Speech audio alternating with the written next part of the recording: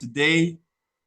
Very excited about our session today. A big thank you to everyone who has joined. 30 people were already in the room even before the session began. We are very excited. Today we have a power-packed team, and they all look very smartly dressed. And I'll be handing over to Linda to introduce this team in a moment. But just thank you so much from the Enterprise Uganda and the Gen Uganda team. Thank you so much for all you're doing. This is the Global Entrepreneurship Week. Some of us had an opportunity to meet physically a couple of days ago at Africana. We were just kind of super excited about seeing all of you, most of the team which is going to share today. Some of you got a chance to just engage with them and say hi to them, meet them physically. Just amazing stuff. Thank you so much. We are very excited with your patronage and just coming and sharing time with each other as we celebrate entrepreneurship this week. Today, I am going to I'm going to hand over to Linda, who is going to be our host today. He's going to introduce her panel of experts. Some of you possibly saw Linda moderated a panel during the Global Entrepreneurship Week. And I've had the privilege of knowing Linda for a bit of a while. So Linda, thank you so much for taking off time and being here. We are very honored to have you. Please go ahead and introduce your team. Thank you so much, Ronald. It has been such an honor for us to partner with the Enterprise Uganda during this Global Entrepreneurship Week. And I want to first start by saying, Happy Global Entrepreneurship Week. Fellow entrepreneurs. Entrepreneurship is not an easy journey, but I believe that all of us were meant and designed to be entrepreneurs. And your life doesn't come alive to its full potential until you are an entrepreneur. So Ronald has already introduced me, and I want to welcome all of you. Thank you so much for taking the time from all your busy schedules. Thank you for coming. Thank you for honoring us with your time this morning. We really don't take it for granted. We hope we are going to give you warmth in this cold weather. We hope we're going to give you good company. And by the end of this talk show, you will have really benefited from every single minute you've invested. So we have a couple of topics that we want to speak to you. Our main topic is compliance and systems as a competitive advantage. It's a competitive world. The entrepreneurship world is competitive. And we want you to use compliance and systems as your competitive advantage. I'm joined this morning by professionals from many sectors, but what we have in common is that we all support businesses to thrive. And you might be wondering, how did we come together? How did we find all of us in this same room celebrating Global Entrepreneurship Week together? We are members of BNI. BNI is Business Network International, the biggest referral marketing organization in the world. We belong to a chapter called Amazing, and it truly is amazing. And we see you, our amazing family, in the audience. Thank you so much for turning up for us. So everyone on this panel is a member of BNI, the Amazing Chapter. And I want to take a minute to have each of them introduce themselves. I want to start here on my left. I have King, Desmon King. Interesting name, huh? He comes to us from a company called Every Solution, and I want him to tell us. I want him to tell us what Every Solution is about. All right. Thank you, Linda. Thank you for the introduction, and thank you, amazing people, for joining us and everyone out there. Every Solution Limited, we are an IT consulting company, and our main focus is to provide solutions to the businesses. We study your issues, we get to know what your pain points are, and then we provide IT solutions, mostly in digitizing systems, making sure that you have systems in place that will help you in this, for example, in this topic we're talking about comply and have systems in place so that you can make your work easy and also increase your productivity. Yeah, that's more like it in brief. Thank you, Linda. Thank you, Desmon. I want to move to you, Pream. Thank you, Linda. Christina. My name is Christina Pream, presenting Aplex and Associates. We are accountants, and we are here to ensure that every single entrepreneur is able to be compliant. Thank you. Thank you very much, Christina. Now I want to turn to the gentleman on my right, starting with you, Robert. We call Robert Mr. Processes. That should give you an idea what he's all about. Thank you, Linda. Thank you to the audience. I'm called Robert Kiwalazi. I'm a business consultant and I specialize in streamlining and optimizing business processes. And with respect to the topic that we have today, we'll be sharing with you how we can use the right systems and processes to comply with regulatory requirements. Thank you so much, and I hope this session will be worth your time. Thank you, Robert. Last but in no way least is Christopher Kakande, an accountant as well, but he will tell you how he differs from Christina. Thank you, Linda. Good morning, ladies and gentlemen. Yes, Christopher Kakande is my name. I'm a partner at Alinda-Associates. We are auditors and we are tax practitioners, and we are very happy this morning to be part of the entrepreneurship week to make some contribution to the entrepreneurs out there. What we do is basically audit and also advise on compliance. So what Pream does is actually to help you keep your books very well, your systems, then you come and check what your accountants do. Thank you. Yes. Okay. That's the team. That's the buffet we are serving to you this cold morning, the warm, sizzling buffet. And we really hope that you will engage. We are going to first describe what compliance is, but we will have a question and answer session after, and we really need to hear from you. We really need you to speak to us, drop your questions in the chat. As we talk about different things, if something resonates with you, if something hits a certain button on something that you are currently experiencing, please drop it down in the chat box and we'll pick it up when we start the question and answer session. All right, so a good place to start is by demystifying compliance and systems. What is compliance and systems? What's this animal? Compliance and systems. I will tell you first from the legal perspective. People like to think about lawyers only as an emergency plan.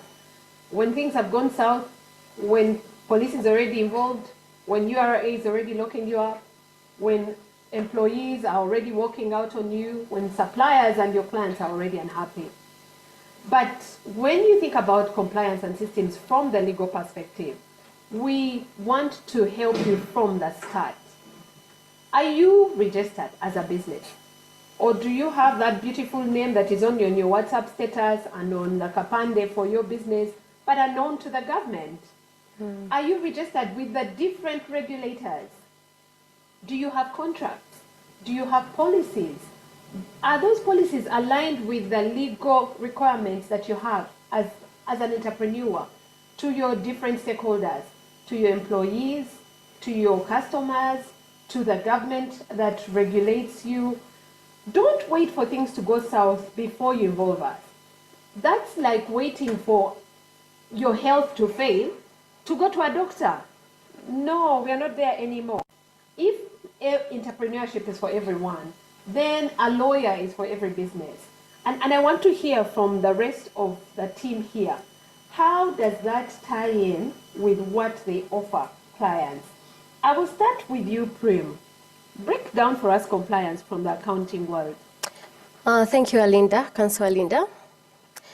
So I'm looking at this gentleman or lady starting a business and doesn't know what to do, but then consults and then finds out, how do I prepare my books of accounts? What documentations do I need? Which I'll break down. For example, if I'm to look at the source documents every entrepreneur needs, I'm looking at invoices, I'm looking at receipt books, I'm looking at payment vouchers and all that. So most times you look at these SMEs doing everything the way they want. They'll give a service or sell a product and that is it.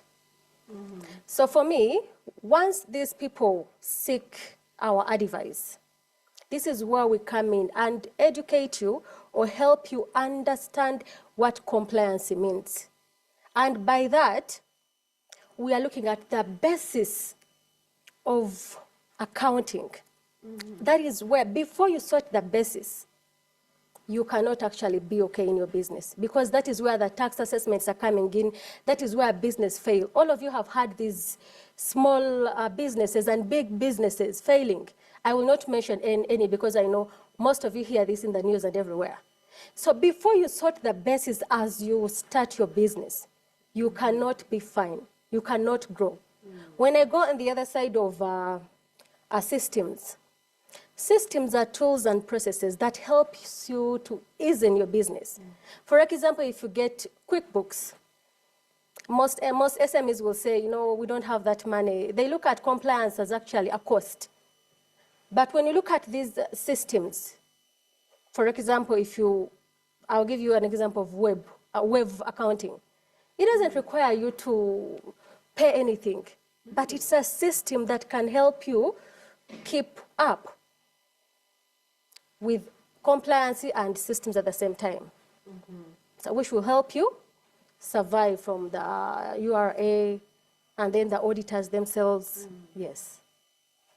Mm-hmm. You've taken us to the digital world already. So maybe it's a good time for us to hear from Kim. Yes. Desmon, talk to us about compliance from the IT angle. Yeah, thank you, Linda. And I'm actually happy that she mentioned about some systems that can actually help you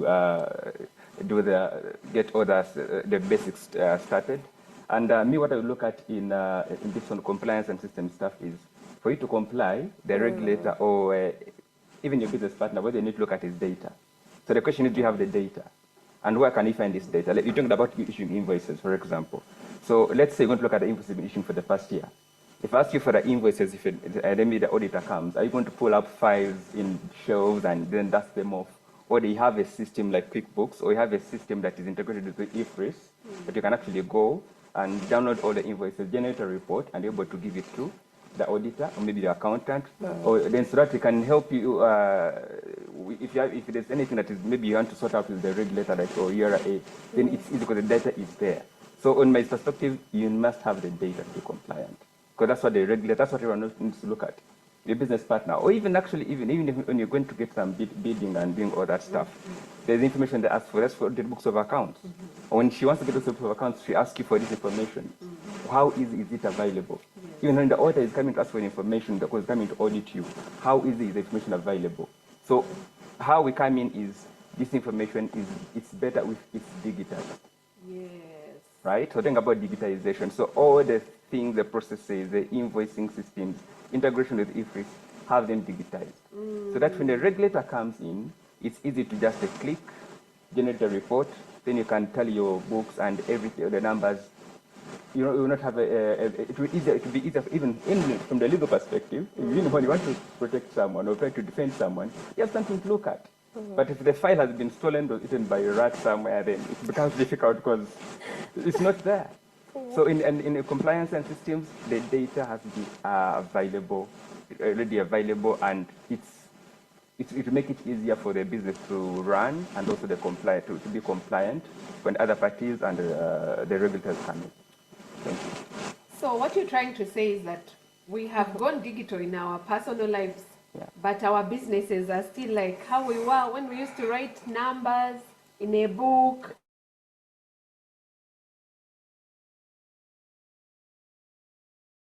For example, let's say now wherever you are, you're watching us here, and someone asked you, okay, there's this approval that has come through. This expense needs to be approved. Maybe you're going to be in this session for 1 hour, and then after that, you can send in a document to approve a process. You see where I'm going with that, right? So what if you could just hop on your phone, log into your ERP system, and then you approve a process? Then you can go to the next approver. Then after that stage, then another person can take it on from there, because they are saying things that could be maybe why you want to sign 3 times. I understand this have that as a kind of process that could be set by a robot. So, but can we digitize that? Can I approve a process from my phone? Without me first have to go into office, then I have to first sign it on the document. Then as you're taking it to another person to sign it, then it has gotten lost. Then, now it's a rainy season, then it has fallen, then you have to first send it back. How about if you just do it from your phone? Because you have the applications, everything is digitized. It saves time, it saves, I mean, it increases productivity if you look at it. Yeah, and we are going to get into those many advantages. We're going to get into even the challenges or pitfalls of not taking these good ideas. So let me turn now to the gentleman on my right. And I want to start with you, Robert, Mr. Processes. What is compliance in the operations world? In the operations world, compliance means having systems that will enable you to deliver products or services that won't harm the consumer. That is what we need. And the operations world is also regulated, like my friend Desmon has said. There is a lot of regulation, for example, which is global, local, and at other levels. So all businesses involved in any form of service or product must ensure that they have systems in place, processes in place that will be able to enable them to comply. And so it's incumbent upon all, for me, I work with agro-processors, manufacturers, and there's a lot of regulations there. Those making products like food have to have processes that ensure that the final product is of the required quality, meets given standards. So it's very important, and so we do this, and say for 2 reasons. If you comply, you are able to protect your brand.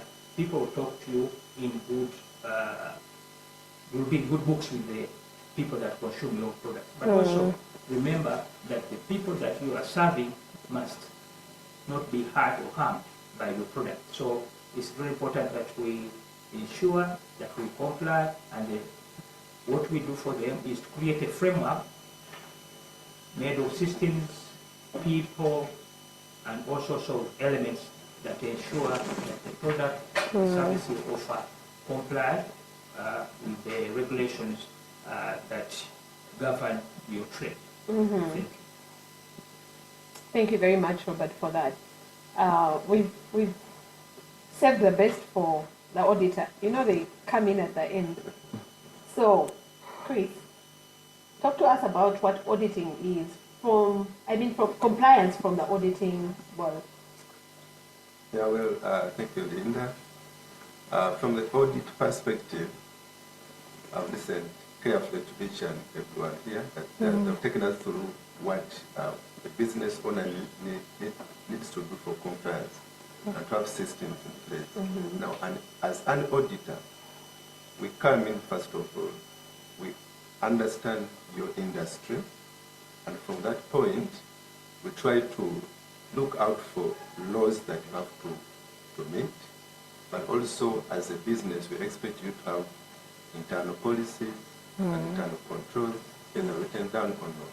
So we come to check, to audit we scan your operating environment, we check your documents, but we also consult and try to find out what are you supposed to comply with in terms of laws and regulations, both external and internal. So from that point, we actually, people see auditors as policemen, but auditors tend to supporting you, moving with you, walking the journey with you by showing you what you don't have, but by also checking what you have as an entity in terms of policies, what you are supposed or required to comply with. For example, is your business registered? Does it have a trade license? Are you filing taxes? Are your systems good enough to take your business on? Actually, we have a responsibility of advising on going concern. Is your business able to survive in the next 2-3 years? Do you have systems and policies that will enable your business move on and be seen in the next 5 years? So we come to advise, but also to check what is in place, and raise what you call an audit management letter that raises all issues of non-compliance to laws and regulations and term policies. Yeah, that's what I can say. And I think we all as entrepreneurs are on a journey to accept that management report in good faith and as an aid, so that we are not on the defensive. We realize that it's helping us. Yes. So there's a myth that compliance and systems are a luxury. You know, for many of us in SMEs, these SMEs are side hustles, they are our personal businesses, and there's always that feeling that compliance and systems are for bigger organizations. They're a luxury. When we settle, when we grow, is when we will prioritize them. So I want you to talk to us and bust that myth. What are the pitfalls of treating compliance and systems as a luxury? And I want to start with you, Robert, coming from the operational world. Talk to us about why this is not a luxury at any level. Thank you, Linda, once again, and thank you those listening to us. The way I understand luxury is something that you don't really need. It's not something that matters to you to survive. No, it's not a basic need. And so any business that wants to succeed, like my friend here said, that we examine your business and tell whether you can survive the next 3 years. There are certain things that you need to have, and these systems, and you must comply with what the regulator for your sector requires to do, because if you don't comply, you will be penalized by the regulator and also your consumer, because where there's no compliance, there's no assurance, there's no guarantee that what you are making meets the standard or makes me happy. So it's very important that we take compliance seriously, because it's the lifeblood. It's what you survive on. If you not comply, in one way or another, you hit a wall and you may go bust, or your brand might be affected. And so it's very important to take this as a necessity and not a luxury. Thank you. Exactly. I want to turn to you, Pream, from the accounting world. Is bookkeeping a necessity or a luxury? In my opinion, bookkeeping is not a luxury.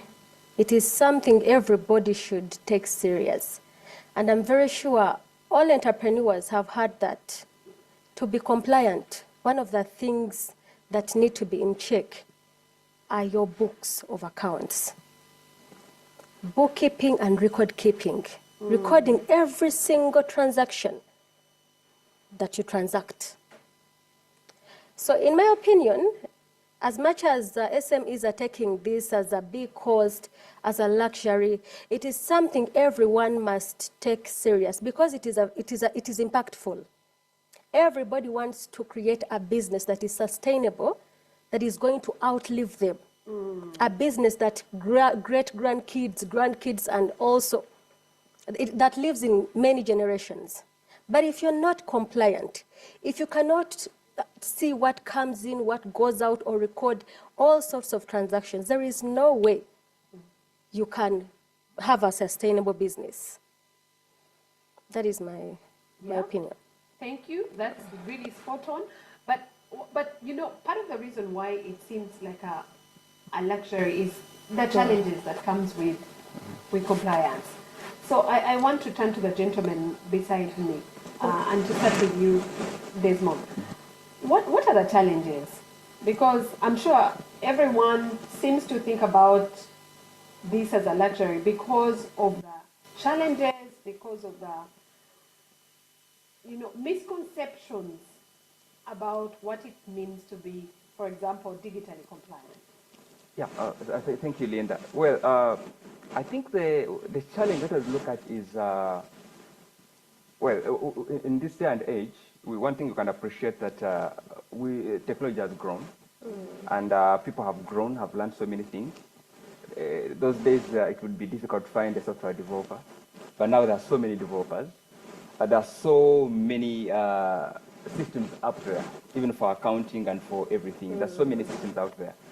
So the challenge, I think, is people still have the fear. They don't know that actually you don't have to spend billions or millions of money to have a simple system to track your business. I mean, I understand not every business, the system that a bank uses is the same that a startup is going to use, yeah? But at least have to appreciate the fact that there's a system that you can use, at least to have something that when the regulator or the person going to audit you comes, there's something to look at. You don't have to pay billions of money for you to do even the smallest thing. So one thing you can appreciate is the systems are there. So you need to talk to, for us, we're there to advise, for example, at every solution, we're there to advise. I mean, if you come to us, I need the system, but I'm scared, I think it's going to cost me a lot of money. But like, no. Actually, you don't need to spend all that much money. We can do this for you. I mean, another person, you can come and like, okay, it's too big. My scope is big, and I don't want to use off-the-shelf solutions. Maybe you want something developed for you. That category is there. But at least one thing we need to appreciate is there's a system for everything and for every level, for every size of the business. And you don't have to spend a lot of money to have a system in place. No, we have evolved, and we need to appreciate that.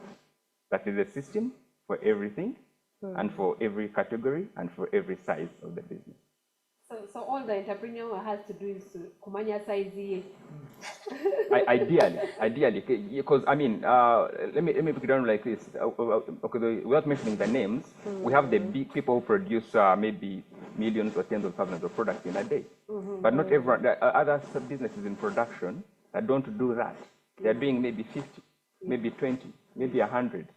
So if they're looking for a solution, for a system to digitize that, the requirement is going to be different. Even the spend, because they're different sizes. So you cannot expect someone who's producing 50 to have the same budget of the system that someone who's producing millions of products in a day. So that's why we say, yes, you don't have to spend the same amount, but just know the system for you. We're not saying it's not going to do what you want. No, it will actually do what you want. It could actually be even the same system, but the way it is licensed or the way it is given to you, it is a pay-as-you-grow kind of arrangement. Yeah. Yes. I hear you, and particularly for me, speaking from the legal perspective, most of the times when I have to pull businesses out of trouble, it's because they lack these different systems. Because if, for example, you want to prevent fraud, instead of coming to me when the money is already stolen and I have to go and recover it, why not make sure that in the first place, it's not stolen? That's not something every lawyer will tell you. But if I am giving you a legal check as a competitive advantage, that's something I'm going to be honest with you about. And now I want to turn to the auditing world because Mr. Kakande, is audit a luxury?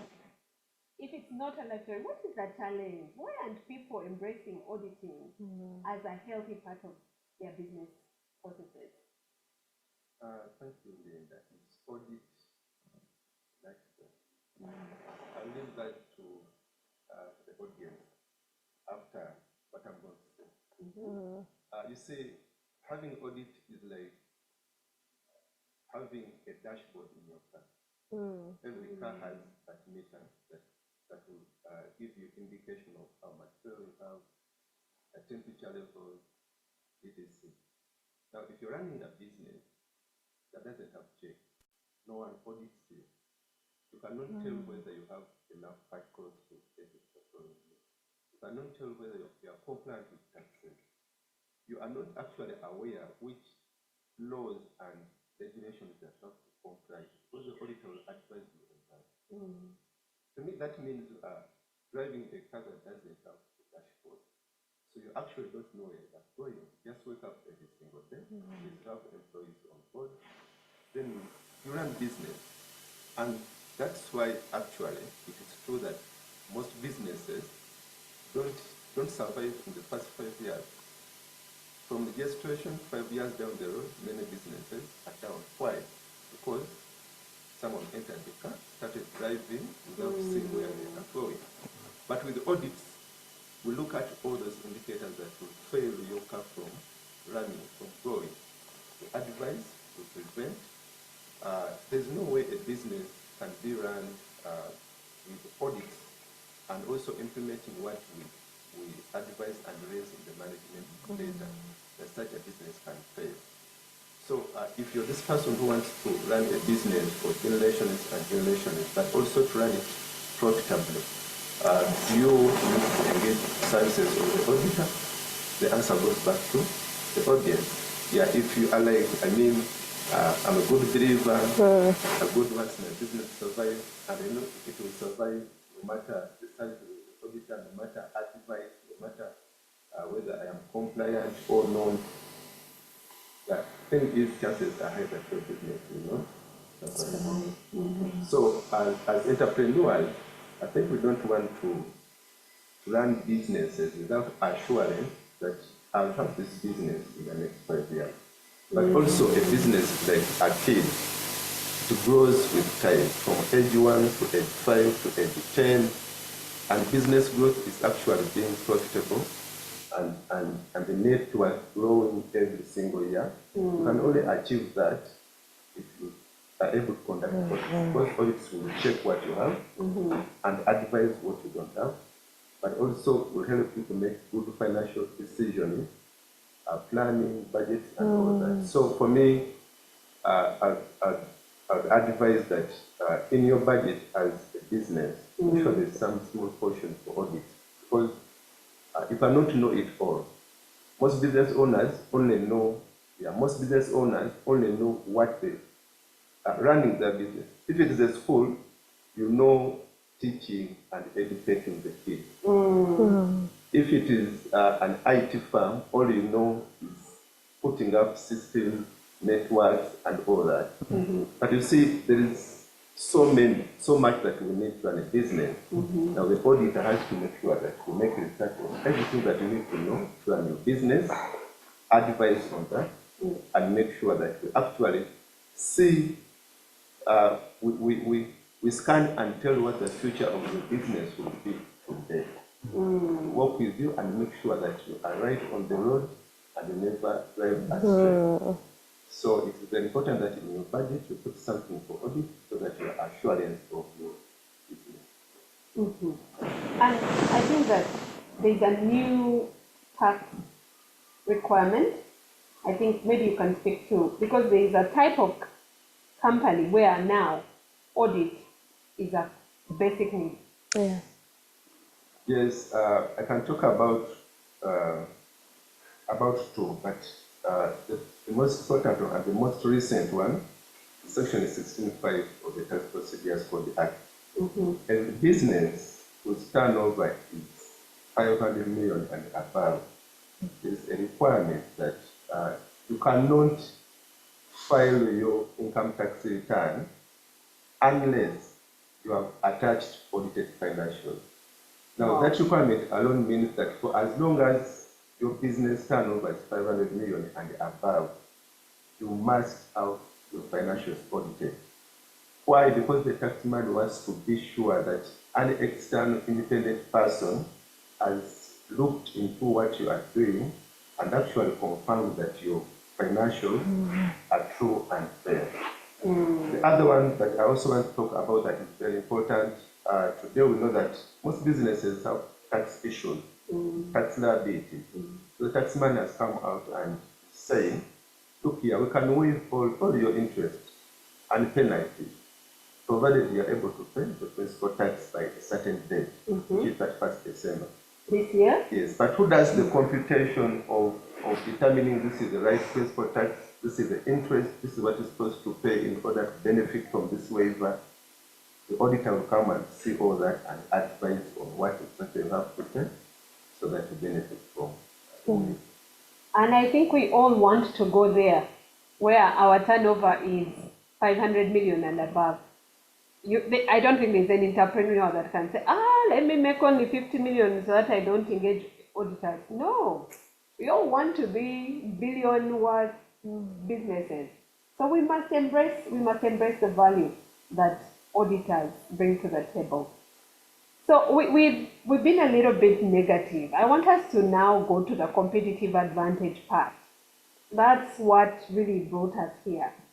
What is the competitive advantage? You know, whether it's in bidding, whether it's in productivity, whether it's in efficiency, whether it's in growth, what is the competitive advantage of each of our different services to an SME? I want to start with the gentleman next to me here, King. What is a competitive advantage of digitalizing and having compliance and system from the digital side? All right. Thank you, Linda, once again. Yeah. So, like I said again, you need to have the data that someone, the auditor or the regulator has to look at first. So, if everything is digitized and Kalinda has come and they want to audit you, and you show them, okay, I need to see your expenses, I need to see your tax liabilities and all. Digitizing your business is a competitive advantage in terms of compliance and systems. And I think that, Desmond, you explained a lot when we were off air, and if you could just recap it briefly. Yeah, yes, thank you. So just as a quick recap, maybe of what I've said.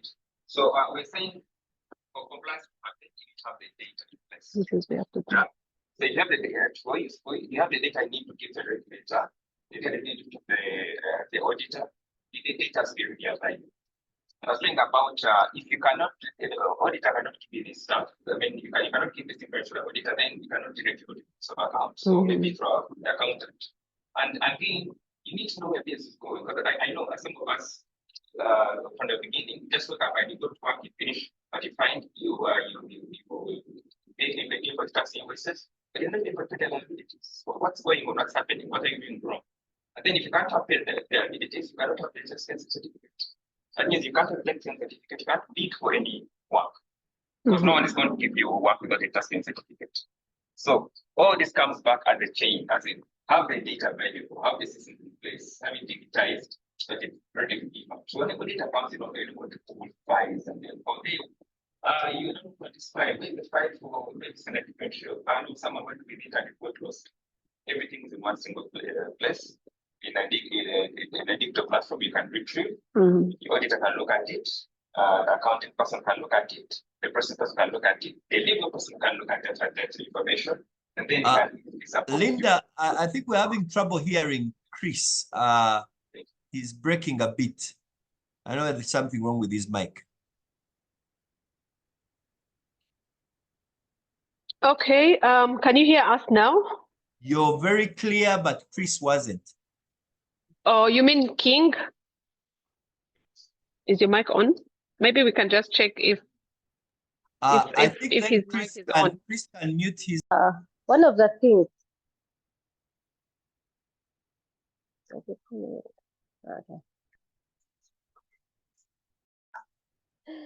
So one of the reasons compliance is a competitive advantage, I would say nobody wants to work with a disorganized entrepreneur. Everybody starting from, I can't even say every business, every contractor wants somebody who is organized. Then the second thing is, as an entrepreneur, there is a way everything flows. When you know exactly, when you do some bookkeeping and record keeping, everything will flow. You will know when to pay the employees. You will know when to supply. And then the other thing is the bank itself. The bank cannot give you a loan if you don't have financial statements. Meaning, as you do your bookkeeping, you're also supposed to prepare your financials. So I feel like compliance is really a competitive advantage because it adds value to the business in one way or the other. Not in one way or the other, but in every way. So with that, I would say everybody, every SME, no matter whether you are a solopreneur, whether you are an entrepreneur, medium enterprise, you should be compliant. You should maintain all those books from the word go, from the time you start your business. You should make sure that all your records pass through your bank account. As you see, when the taxman comes to you to audit, one of the things they request for is a bank statement because they know all transactions must be passing through the bank statements. And they are aware that it is some sort of evidence. That is why I really advocate for compliance. Thank you very much.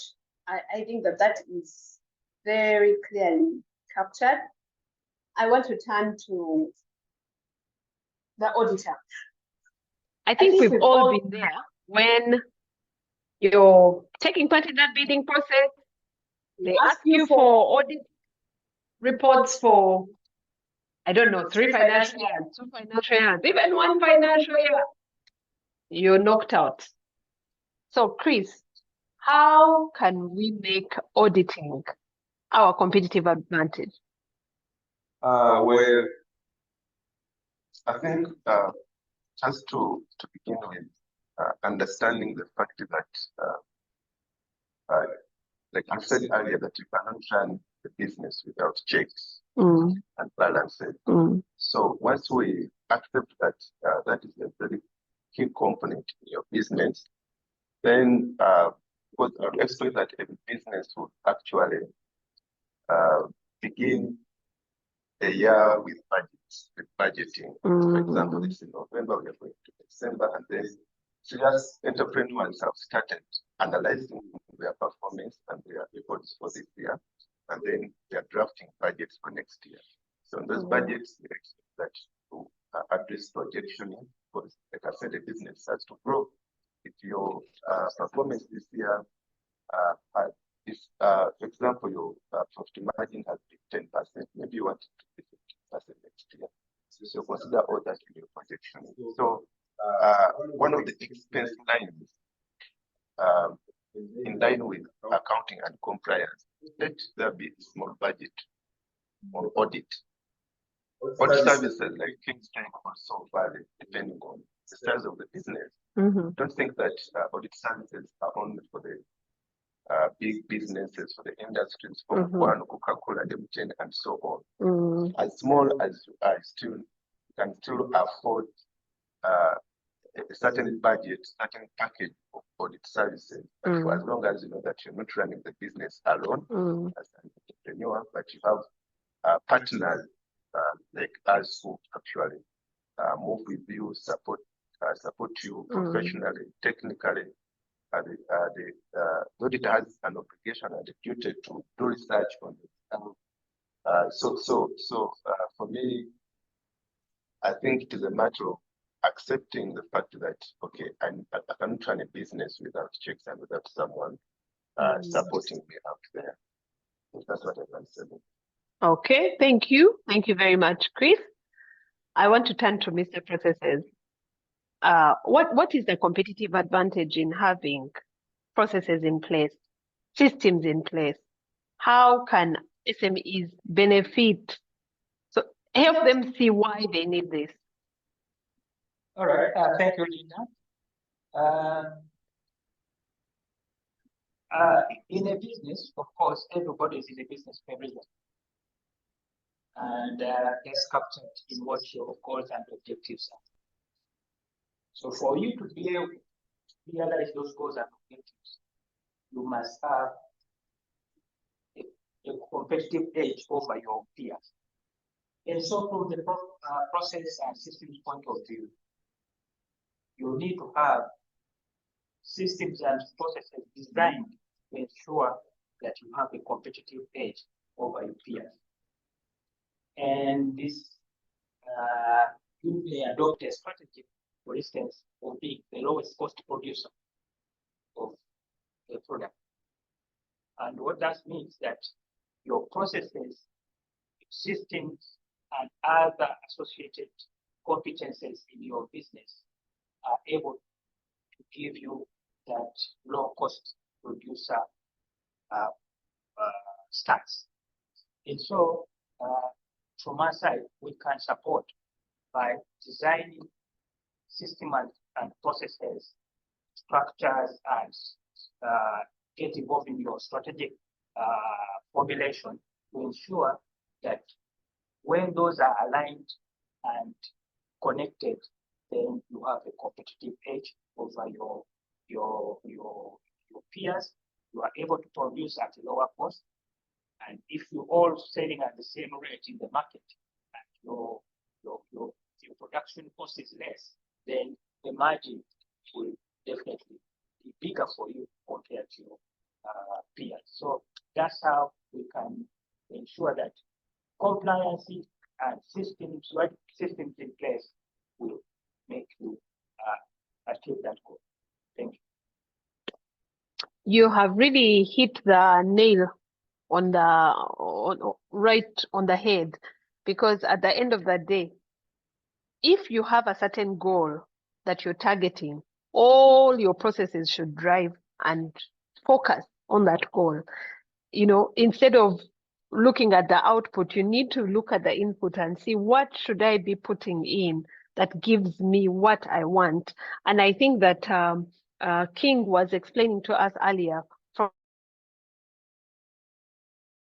the digital world what those things are. And maybe now that we are back, you can just recap a little on what the and our audience, we are now starting to turn to the question and answers. So please start dropping in. Charles has already given us 2 very thought-provoking questions, and we want to hear from the rest of you. Please start giving us your questions in the chat as we wind up this session. All right, thank you again, Linda. And one, just thinking about for the competitive advantage. I mean, I was thinking about, let's say you're bidding for something. For you to bid, you must be having some information, right? You must be having some experience of the things. But I think in some cases, you find that there are certain cases where you can't have a testing certificate. You haven't created your liability with the RA. And then why are you creating with the RA? Yeah, you business looks funny. Not supposed to maybe a little bit profit. So maybe that's maybe not important. But then even though they put it to you, we need the data. The data. So the central point is data has to be there. Has to be managed. It has to be data. These are your expenses, review, salaries, and all that stuff. I mean, the data has to be there.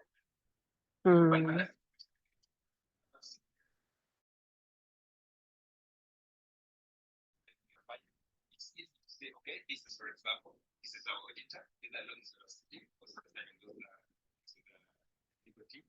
Then you can give them access, they can put your system. If you don't say what they want, is they put it there. But just imagine if you have all those possible files of how many bank people, If you could just give them access to certain system that you use, they just look through your system and they can give you a report. I mean, that's what you're about. Even gives for points for the system. Yeah. Right? Yeah. Just getting a whole pile of people coming this way.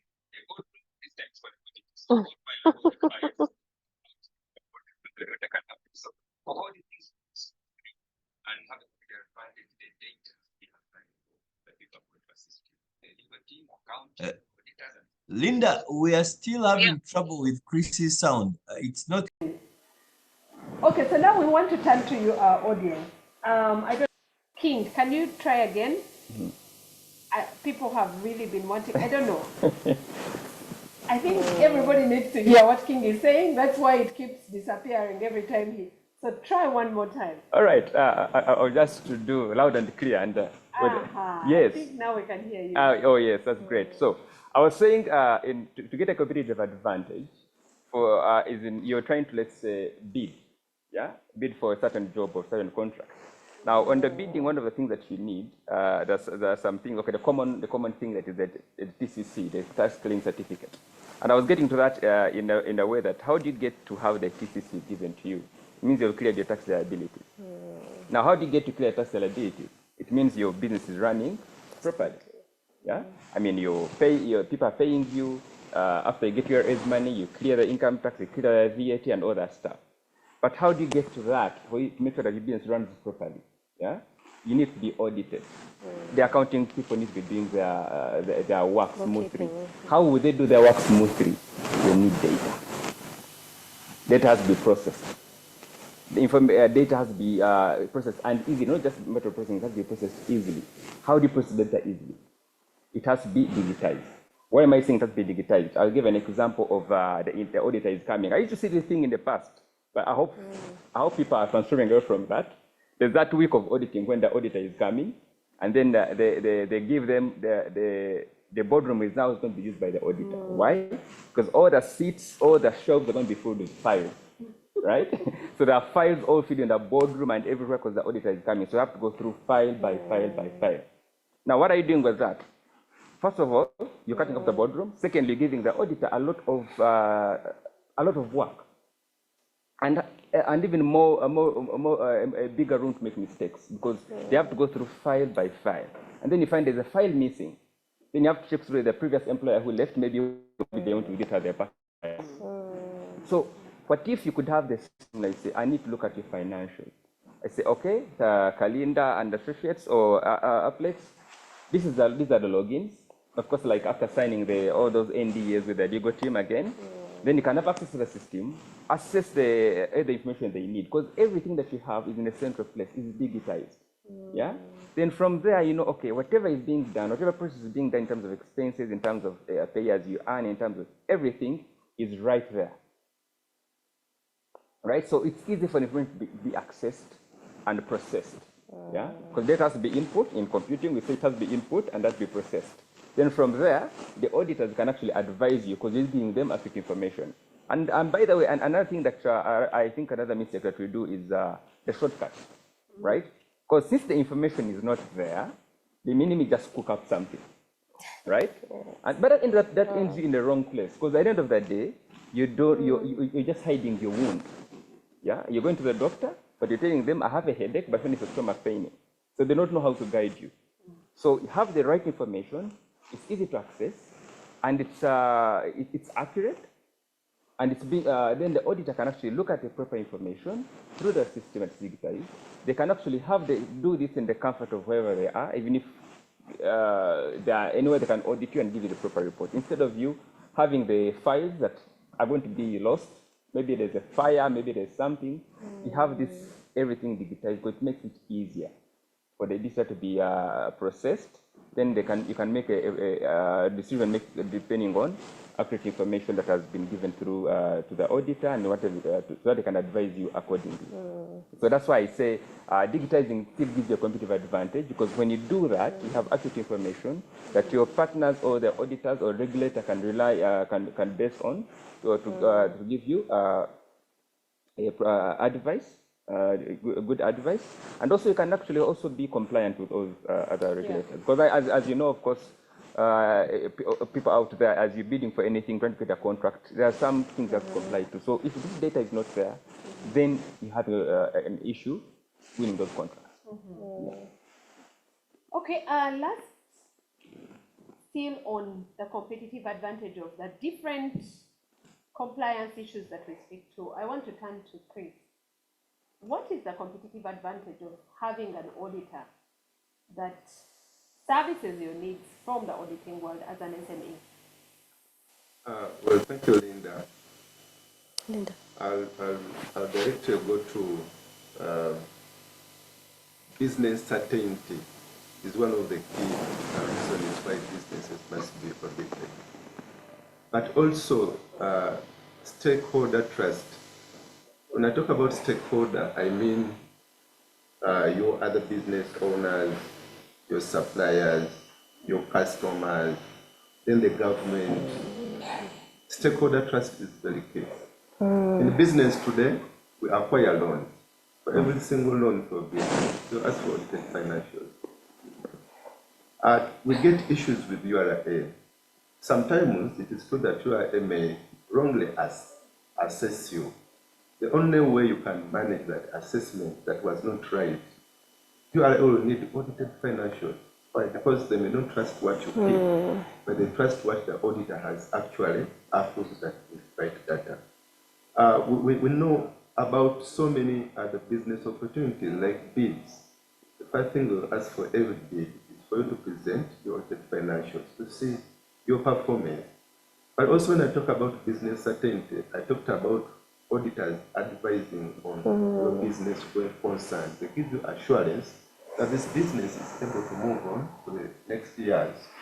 But also you as a business owner, you can only make key decisions in business, especially financial decisions, it's when you have audited financials, because now you can trust, but also stakeholders can trust what you have. Thank you very much, Chris. I think that everybody is starting to see why the services offered by these panelists can give you SME a competitive advantage. And I can tell from the questions that are coming through. So I just want to try and address them in their order that they've come in. The first question we had was from Mr. Charles Matovu.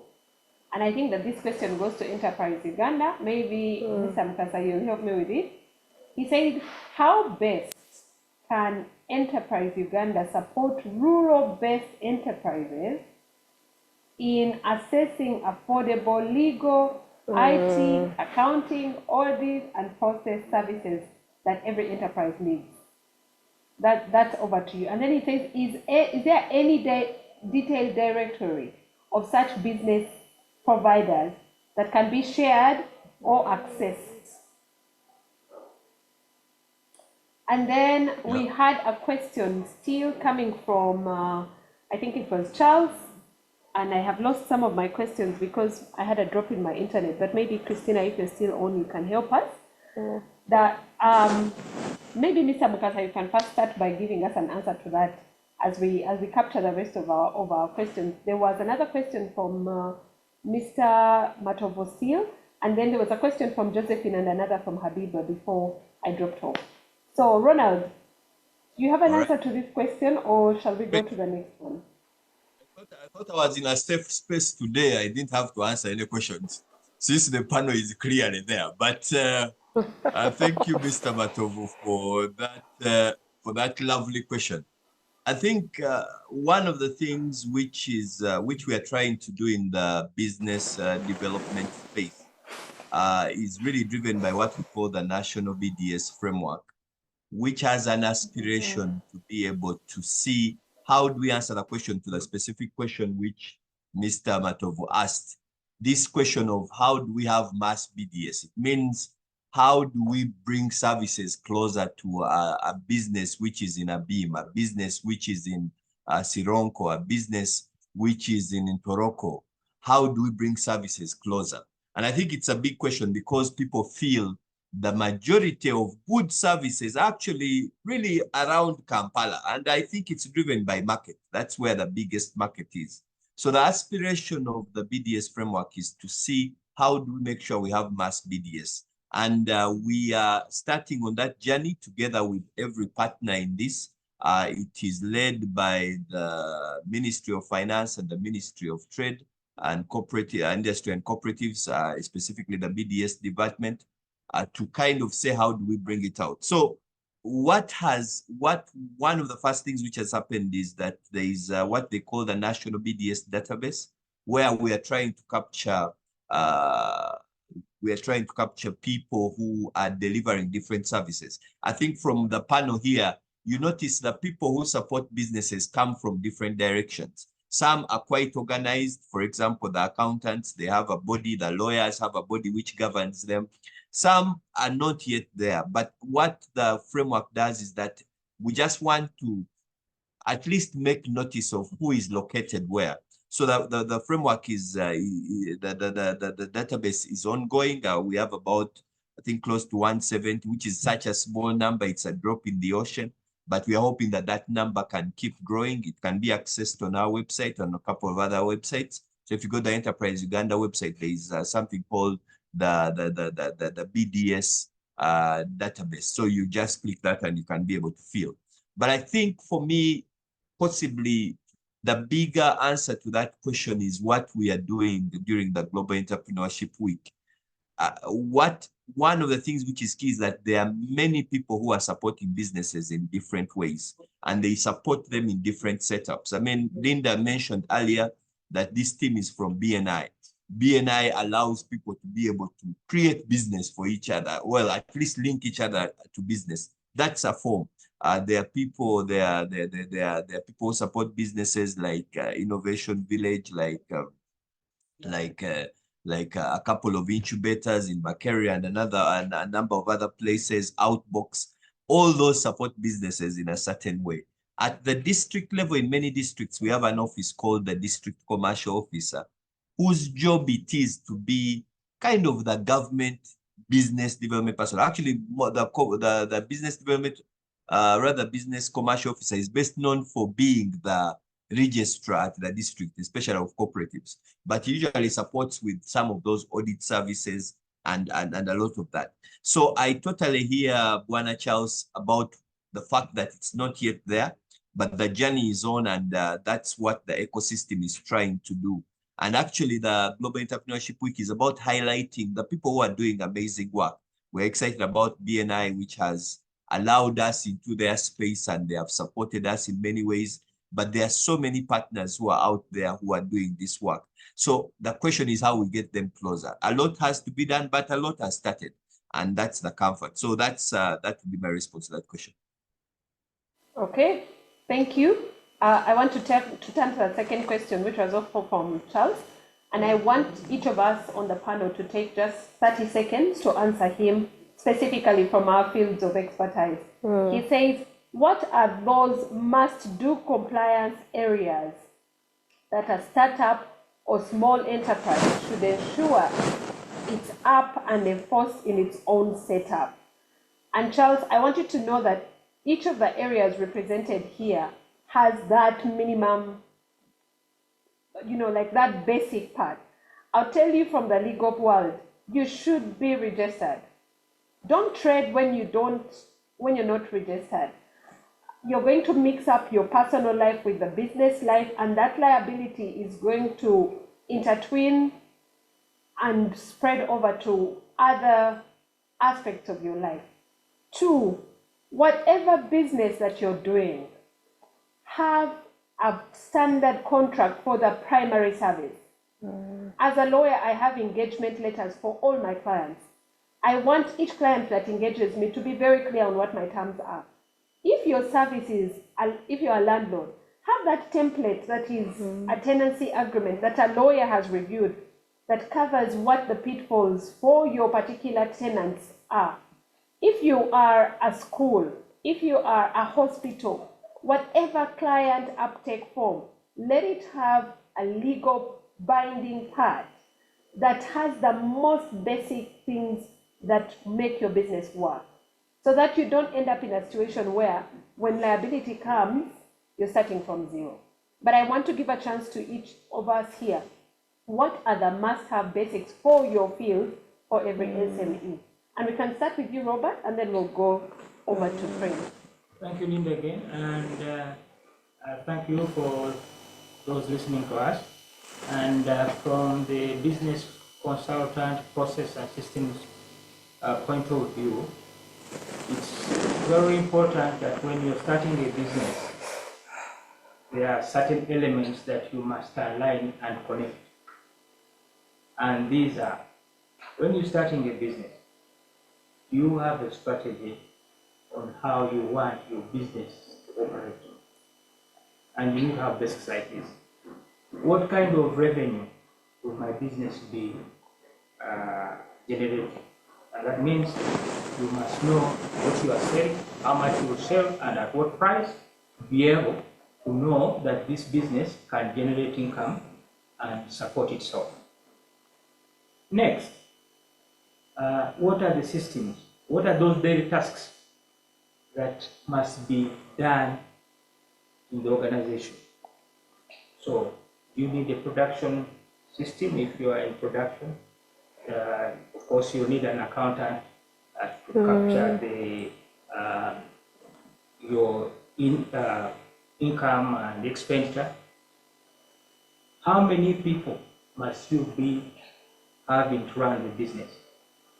And this is very key, because if you're going to start a business and you want to employ everybody you come around, relatives and friends, you may not need them, and the business may not be able to support them. So what are the basic numbers of employees that you must have? Can you combine roles? Can you get people capable of doing more than one role? Because when you're starting, transactions are few, and so you can multi-skill. You can have a situation where people multi-skill. Then, of course, the structure, because you must have how authority and accountability is distributed in the organization. And Desmon talked about this. If I'm aware, is there somebody I can delegate to? Because normally when you are starting, you are few, and there's one person, things stall. So how do you manage your structure that if you are not there, is there somebody taking accountability? Is there somebody with authority that will be respected by the rest of the team when he gives instructions? Then, what are those capabilities, competences of your staff? Are they capable of managing and implementing the daily processes? The skills, what are their skills and knowledge levels? That's also very key. And then, of course, we can take one last one, and then we still need to run through everyone. So, and then, of course, the systems. What technology are you using to do your production? What are those processes that must be done? And how are you measuring whether those processes are efficient and effective? Basically, those are some, and they're captured in what we call, what organizational design have you made for your organization? Thank you. Thank you, Robert. Christina. Yes, please. What are the basic compliance things that every SME should have from the accounting angle? So in my opinion, we should start with processes, policies, templates. And all those must align with the company culture. So under accounting, you should have a financial manual. And a financial manual is what is supposed to be happening in your everyday life, like the bookkeeping, the record keeping, everything should align with what was put in the financial manual. Then from that, you need to be able to file your returns. And your returns, for example, the income statement, all that comes from the records you've been keeping. If your records are incomplete, that means your statements, it's your income statement or account file returns will also be wrong. So when you have the right records, you'll be able to file on time. And you must also put aside that budget. Then you're also supposed to be able to pay on time. You're supposed to make sure that all these records are available to the tax accountant or whoever is managing, or the bookkeeper, to be able to put in that information.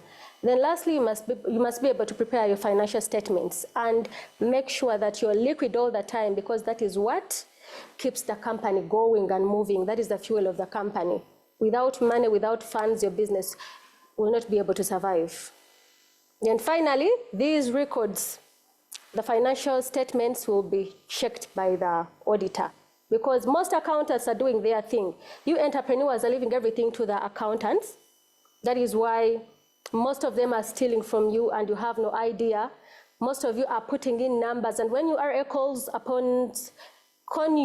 you, you're not able to even illustrate or tell them how you came up with those numbers. So that is it for me. And you're really spot on. Many SMEs don't know what the accountants are doing. Yeah. The accountant is the brain of Yabategerera. And that's a dangerous position to find yourself in as a business owner. And I want to come to the auditor to speak to that. What are the basic audit requirements that every SME should take care of? Thank you, Linda. In about 30 seconds, no one mentioned about it. Keep records of each and everything that you do in your business. Keep records of each and everything that you do in your business. Number 2, have internal policies. Because you cannot run a business without internal policies. What will your staff know that they're supposed to do? Number 3, comply to regulations. In every business, there are laws and regulations, and there's no shortcut. You have to comply if your business has to be seen in the future. You just have to comply. Pay your taxes, pay trade license, pay your employees, give them contracts, just comply to each and every regulation. Number 4, consult and have professionals on board.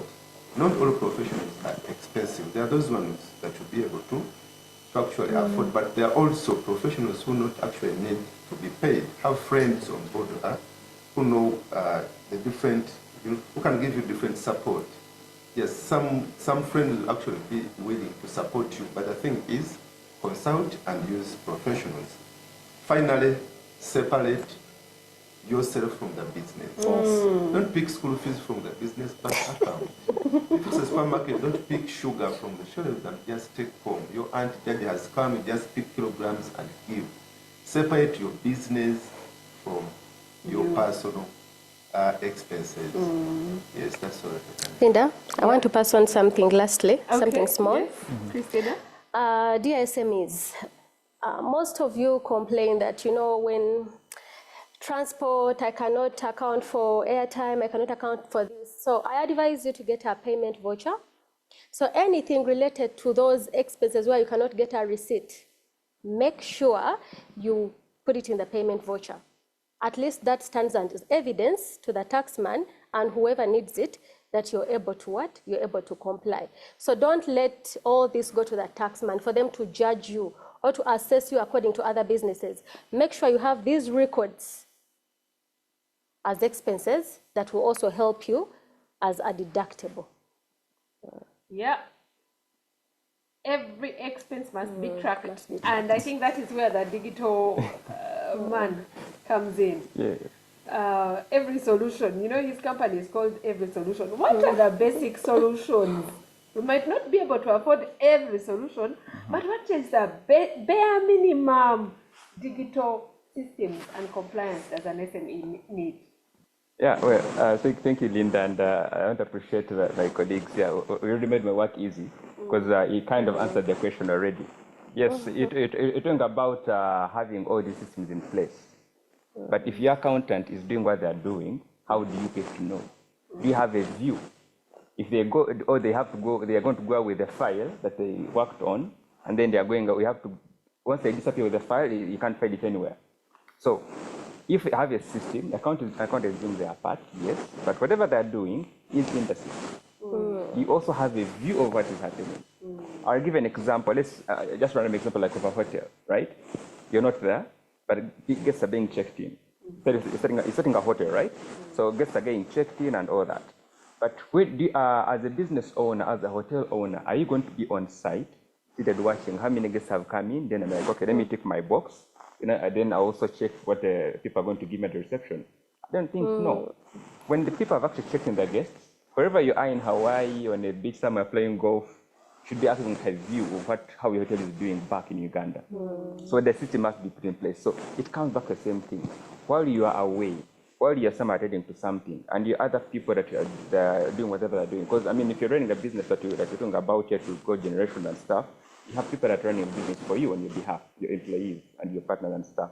But wherever they are, wherever you are the business owner or other partners are able to have a view of what is happening, right? So in case, the two examples I've given you, if the accountant has done what they're doing, it shouldn't come as a shock from your later. By the way, you think they're not tiring. Even from you should have a view of that.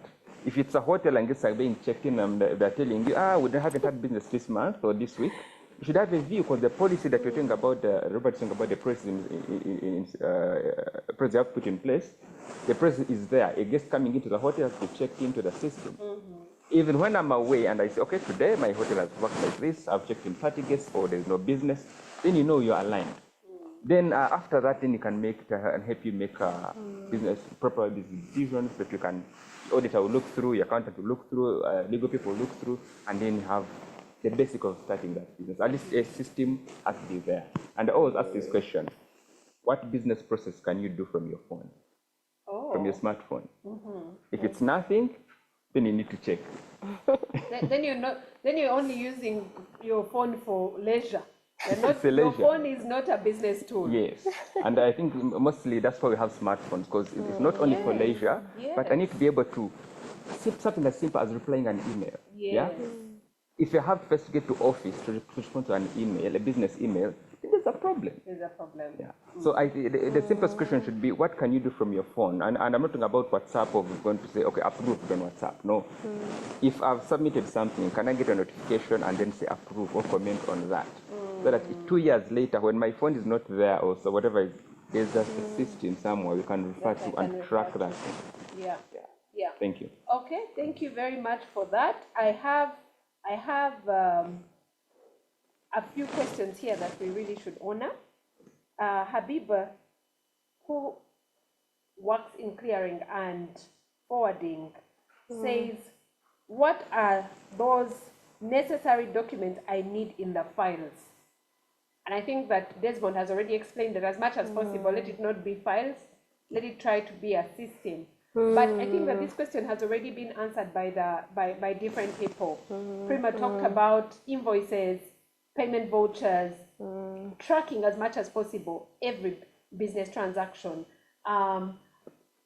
Robert talked about strategy, having clarity on what the capacities of all your. So, for example, if you don't have a file on what the competences of your employees are, you can't tell what each of your employees is qualified in, then that's already a gap.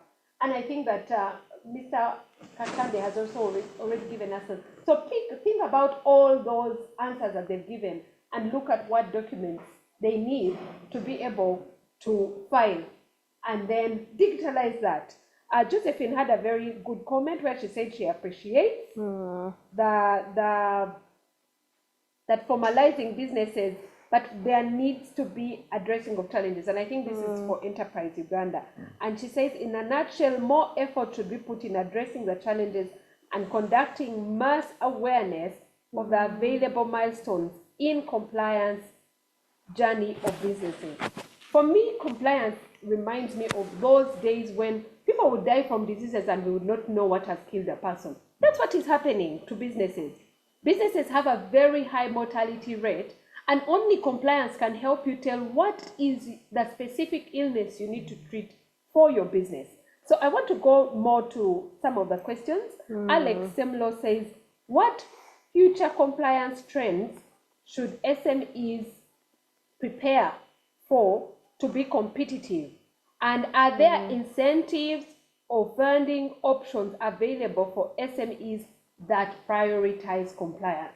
I want to give that question to you, Chris. I'm going to assign these questions to different members of the panel so that we start to wrap this up. That's a question from Alexander that Chris will answer for us.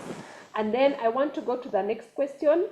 Anthony Wenje says, I like digitalization, but not all entrepreneurs and startups can digitalize. I'm struggling with rent, human resource, you're telling me digitalize. When should a company digitalize? Could government actually provide free software for startups instead of waiting to reap where they did not sow? I don't know who of you can take this. It sounds like the digital man is the one to take this question.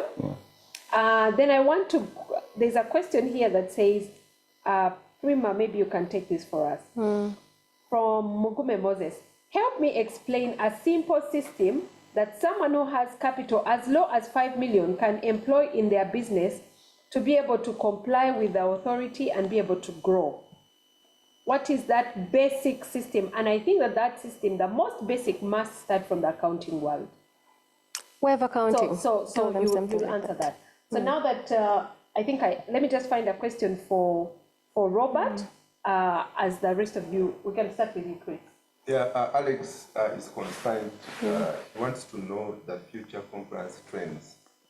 You see, compliance is basically governed by laws and legislation and laws. From the external compliance requirements, those ones change every single day. I mean, every day tax laws change, for example, laws change, she knows about this. What is important as a business owner, as an entrepreneur, is to always be updated. You as an individual may not know the updates, but if you have, for example, your lawyer with you, your auditor with you, they will always be advising on the new compliance requirements. So there's nothing like future compliance requirements. Compliance is actually today, and what will actually come tomorrow. What will come tomorrow will always be passed in the different laws. So what is important is to be updated, is to keep your consultants on board, to always tell you the new updates for compliance. That's what I can say. Okay, thank you very much. Pream, if you could talk to us about that basic accounting, and then weave in the question from the safety, integrity of these online accounting or whatever other systems. Samara is telling SMEs that when you're a startup, you don't deploy everything at a go. You want a very good office, you want a good flowers and so on. Start with what you have. Like now, at this point, you can start with a notebook and you keep recording. So as you keep making some money, making some revenue and so on, just keep, growing at a pace. Put in record on in a notebook. Then you can maybe use Excel. And like in accounting, there are some softwares like Wave Accounting. It's totally free and it's from a very reliable source. So I would recommend it with confidence. But when you're an entrepreneur, everything can't happen at once. You can't employ people you don't need at a go. When you see a capability at some point that this will be important, take on that as others wait. Just have it in process. Don't jump on everything at a go.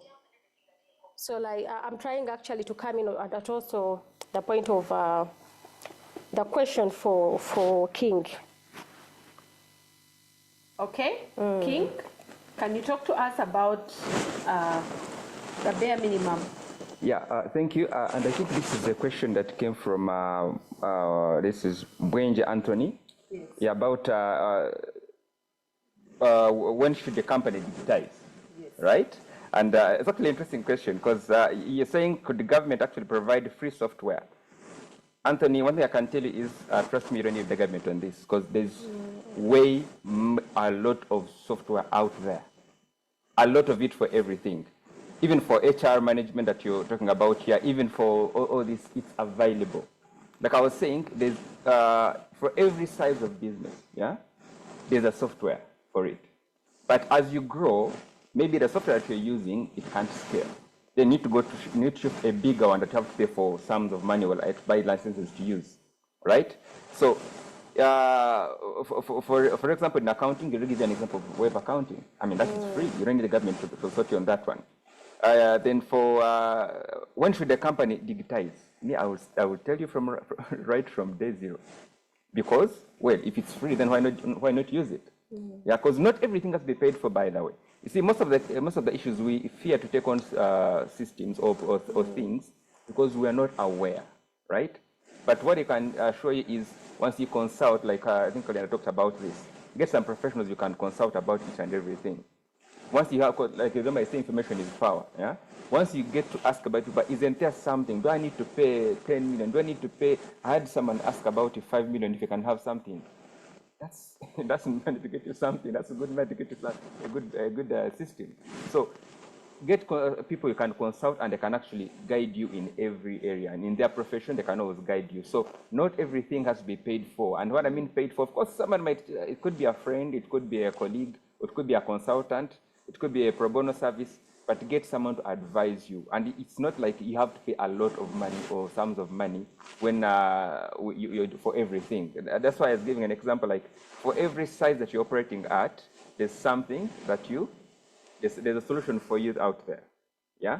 So you don't go for the expensive stuff to manage only 5 people employees. Don't go for an HR system that is meant to licensing it per employee or maybe per staff, and you're going to pay the same amount of money the person who has been in business for the 20 years is using. Go for the small one, but digitize it. Because most of the things are, okay, not to go too much technical, the data can be exported to another bigger system, another big system as you scale up. Yeah. There was a question from Lucy Oki, a founder, Lucia Mates.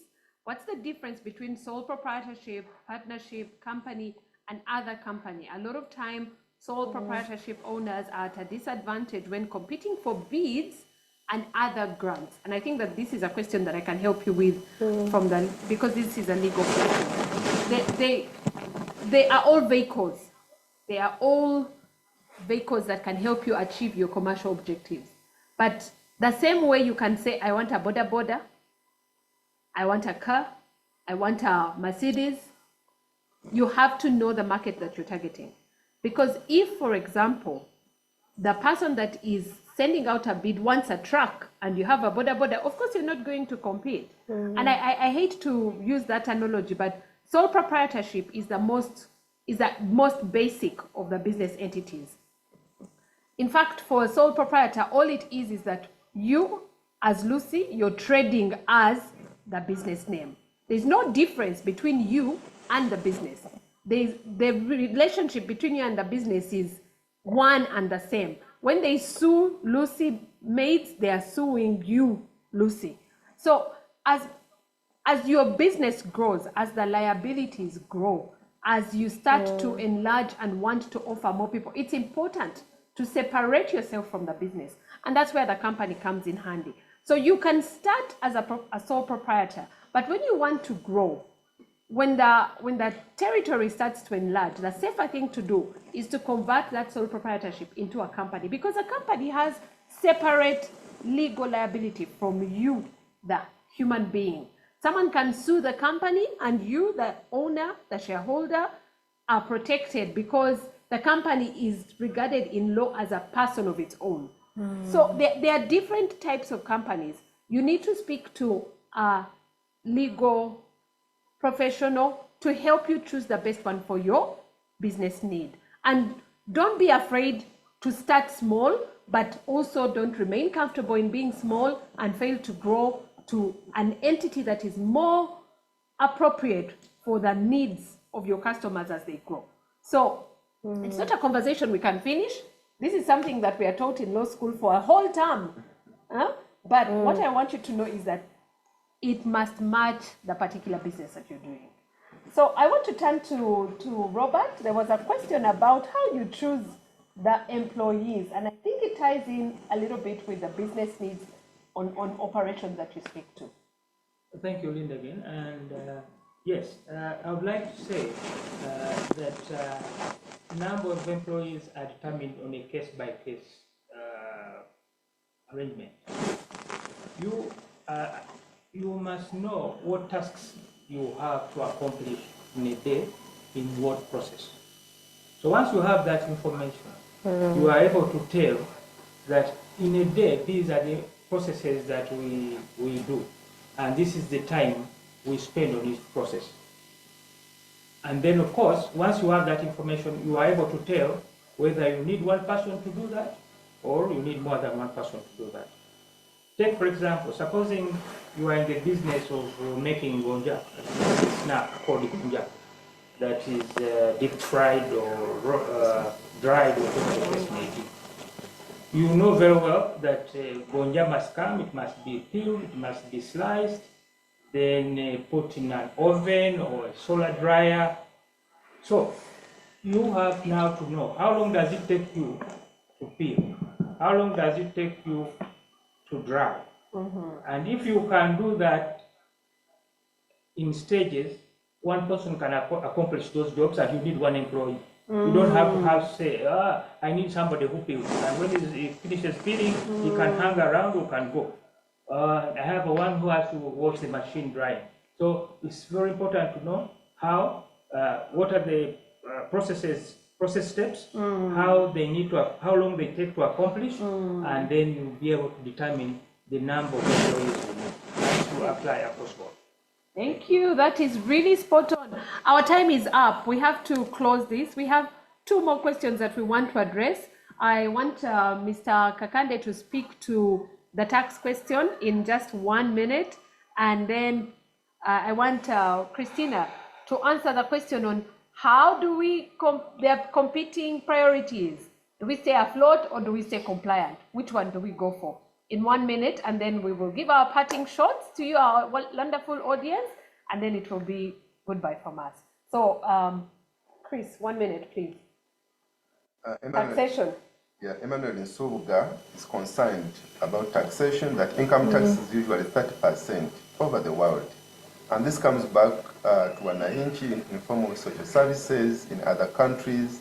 In Uganda, I still have to meet full costs when I go to hospitals, school, roads are bad, etc., etc. Where do Ugandans get motivation to pay taxes? This is a very interesting one from Subuga, but I notice everyone is concerned. Members, I want to tell you that in Uganda, we are still doing badly when it comes to compliance. Why we are facing tax as a very big burden is because many of us don't pay taxes. You know, at your neighborhood or your friends who actually are running businesses, they're making good money, but they don't pay the taxes. So what happens, what we are collecting compared to our GDP is still very small, very little. If we can only all be on board and pay our fair share of tax, then the burden to each and everyone will come down. We shall be able to collect quite much more, so that the government is also able to serve us. But in the meantime, let us also appreciate what is available. At least we have good security. You know that you cannot run that business without security. Yeah, much as security may not be 100%, but that's one of the actual benefits. What we pay goes there. But also, before we think about the benefits from taxes, let us first accept that taxation is a must. For as long as you run a business, first meet your obligation, and then wait for government to do what they're supposed to do. Thank you. Christina, tell us how we can balance. So I'll start by saying this is a question from Mr. Andrew Wandera in the chat about the competition between compliance and staying afloat. So balancing, first of all, compliance. If I may talk about the side of the costs, for example, people who say stamp duty, they have to put in and so on. These are deductibles when you're filing your returns. So this, I don't really see it as as a big issue because it is a deductible. And with the law, in my opinion, I will still say that I feel like the taxes are still too many for SMEs like the startups and medium enterprises who are trying to figure it out, look for funds to survive. There are still so many, but again, you can still ask for exemptions, for example, under the manufacturing industry. And also there are incentives. Somebody say there are no incentives. This is Andrew Wandera, but there are incentives for these small and medium enterprises. Yes. Okay, thank you, our lovely audience.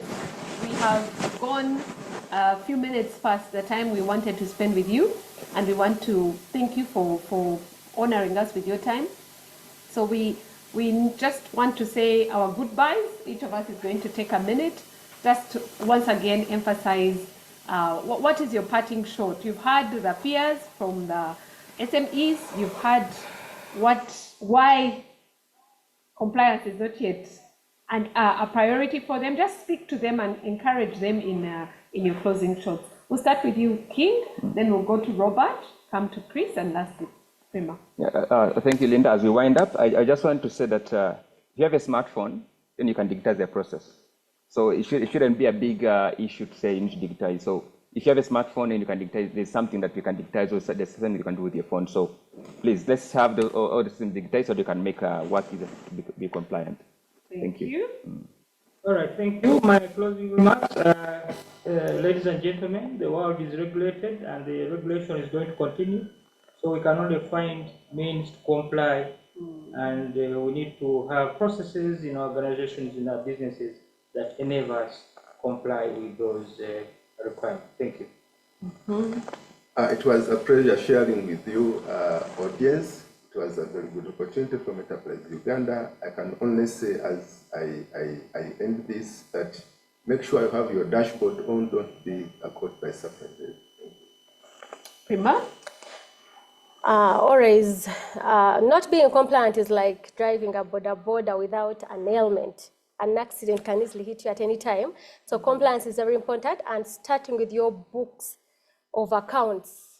Keep every transaction, every single transaction, no matter how small, it will mean a lot when it comes to tax and auditing. And you will be able to see those profits that you say you actually do not see anywhere. And from us, the lawyers, think about us like you have started thinking about doctors. Do you want to wait to meet the surgeon? Or can you go in for that small malaria test, for that small test and checkup, for the nutritional advice, so that you remain healthy? Don't wait to be caught on the worst side of the law. That's when we make the most money as lawyers, but that's when we come as a very big cost to you and can potentially kill you. So the many killer diseases for SMEs zero down to compliance issues. Ladies and gentlemen, if we are entrepreneurs for life, and if entrepreneurship is for everyone, then compliance is for all of us. Thank you so much for your time. Once again, from all of us at BNI Amazing, please visit us.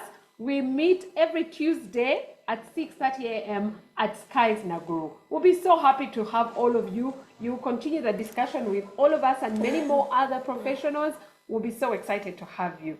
Once again, thank you so much for joining us. All right. Thank you. Wow. Thank you so much. Thanks a lot, Linda. Thanks a lot, Chris, Robert, King, and Christina. Thank you so much. We're very honored to have you. Such an amazing deep session. And I hope that all of us, in a way, connect with this team and understand that there are different facets of our business which might be struggling, and we hope that we can be able to plug them. A big thank you to everyone who has joined us during this special Global Entrepreneurship Week Business Recovery Series session. Those of you who attend the session regularly, you know this has been different. We hosted 5 esteemed panelists to just kind of have this conversation. This is special because we are in the Global Entrepreneurship Week. We'll be back next week with the Business Recovery Series. But tell a friend, share the link. The link will be shared with all of you on email, but share it with your colleague who didn't have a chance to do this. Linda, thank you so much for getting the team together. We're very honored for sharing your time and giving back to the business community. A big thank you. The Global Entrepreneurship Week continues. There are a number of other events. Please do follow on the social media platforms, the Twitter, Facebook, and all the others. Just make sure that you plug in and you attend where you can. Let's keep the businesses going. Let's keep pushing. Let's keep growing. Thank you so much. Thank you to the technical team for the studio which has hosted us. Thank you so much for hosting us. This was super, putting all of us together. And the Enterprise Uganda back office team which puts this together, Derek and the team, thank you so much for being here. All the best. We'll be back next week on Thursday.